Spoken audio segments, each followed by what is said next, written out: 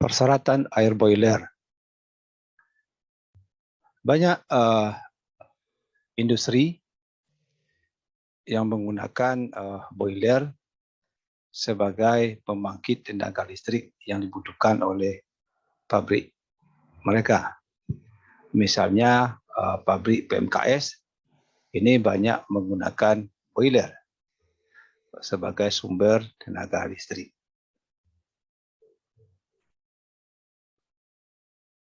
Nah, prinsip kerja boiler, ya, air dipanaskan sehingga air berubah menjadi uap. Nah, uap panas tersebut disalurkan ke dalam boiler dan uap yang dihasilkan harus terus-menerus secara kontinu. Nah, feed water yang dikirim ke boiler untuk menggantikan uap yang hilang. Nah, ketika uap meninggalkan air boiler, maka partikel padat yang terlarut semula dalam feed water harus tertinggal. Tidak boleh terbawa. Ya. Jadi pada prinsipnya proses boiler ini adalah air yang dikirim dan uap air yang dihasilkan itu berlangsung secara kontinu sehingga panas yang dihasilkan itu bisa stabil. Nah, persyaratan air yang digunakan untuk boiler itu airnya tidak boleh menimbulkan kerak atau endapan yang membahayakan pada boiler. Misalnya air yang mengandung kalsium dan magnesium dan Fa yang tinggi. Ini bisa menimbulkan kerak pada boiler. Yang kedua, harus bebas dari zat-zat yang penyebab korosi seperti klorin. Jadi kalau menggunakan air yang dapat menyebabkan korosi, berarti nanti tangkinya mudah berkarat dan keropos atau akhirnya nanti menjadi bocor. Kemudian air tidak boleh menyebabkan carryover, yaitu terbawanya komponen padatan dari air boiler ke aliran sistem. Nah, kalau itu terjadi, nanti bisa terjadi pengendapan pada steam, dan ini bisa menyebabkan overheating. Nah, persyaratan air untuk boiler,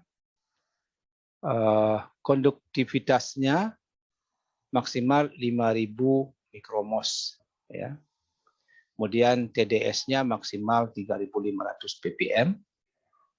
Kemudian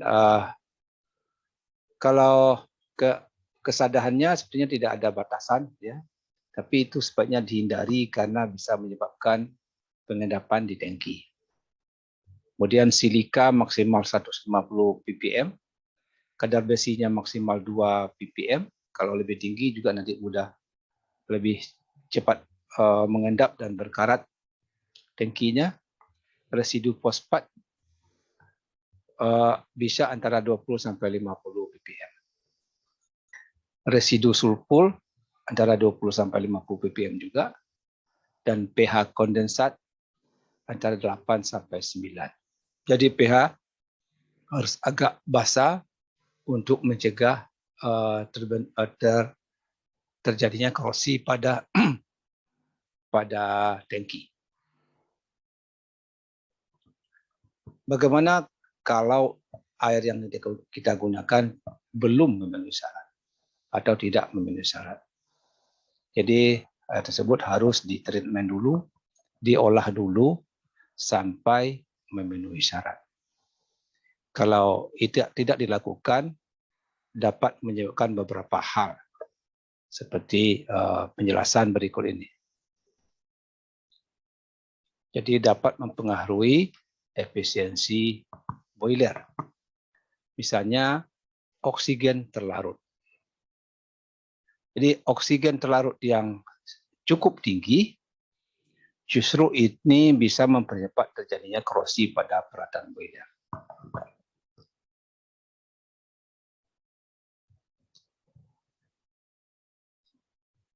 Selanjutnya air yang keruh atau kekeruhan. Jadi nanti dapat mengendap pada pipa, pada peralatan, dan itu nanti akan mengganggu proses. Nah, kemudian juga kekeruhan ini lambat laun juga nanti bisa menyumbat pipa.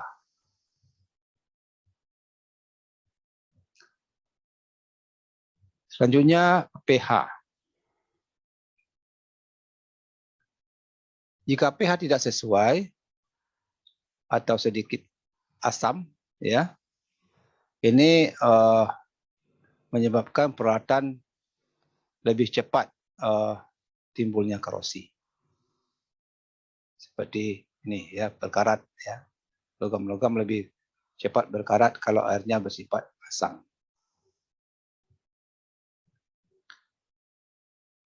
Kemudian kalau air yang digunakan tingkat kesadarannya cukup tinggi, artinya kandungan ion Ca dan Mg-nya cukup tinggi, itu dapat menyebabkan kerak pada peralatan seperti ini. Sehingga ini bisa menimbulkan nanti lokal overheating di panas yang tidak merata, yang tidak stabil. Nah, ini juga ya kerak. Ini yang bagus sebelah kanan. Lubang-lubangnya masih banyak, ini sebagian sudah tertutup. Ini juga nanti akan mengurangi efisiensi dari boiler. Ini bisa disebabkan oleh Fe, bisa juga oleh Ca, Mg, bisa juga oleh silika.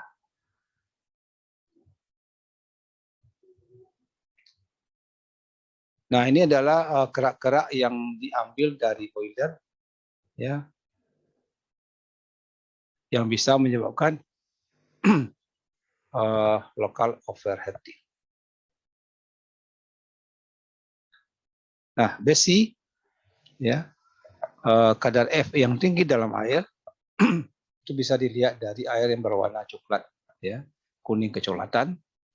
Dan kalau digunakan untuk boiler, nanti juga bisa terjadinya pengendapan di tangki atau di pipa.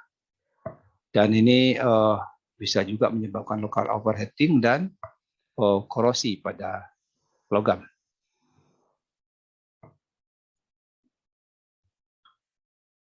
Nah, sekarang bagaimana mencegah terbentuknya kerak dan korosi? Jadi pertama mengurangi kekeruhan. Jadi air yang lebih jernih, atau kalau tingkat kekeruhannya tinggi maka harus di treatment dulu agar tingkat kekeruhannya bisa menurun. Yang kedua mengatur pH yang ideal, ya, yang agak sedikit jangan terlampau asam. Ya. Yang ketiga mengurangi tingkat kesadahan. Ya, nanti bisa dilihat dari segmen kesadaran air. Dan mengurangi kadar Fe kalau Fe-nya tinggi.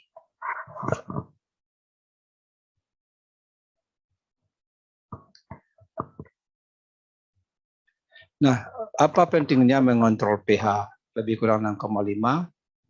Ini adalah untuk mengurangi resiko terbentuknya kerak kalsium sulfat dan kalsium karbonat, ya, di dalam air. Kemudian juga untuk mencegah berkembangnya mikroorganisme. Jadi mikroorganisme bisa berkembang lebih cepat pada suhu pH yang asam, ya, dan itu dapat membentuk deposit kerak, ya, pada tangki. Nah, kemudian kontaminasi, jadi harus dicegah. Nah, keadaan cooling tower yang terbuka dengan udara bebas memungkinkan organisme renik untuk tumbuh dan berkembang dalam sistem. Jadi diusahakan tidak ada tower yang terbuka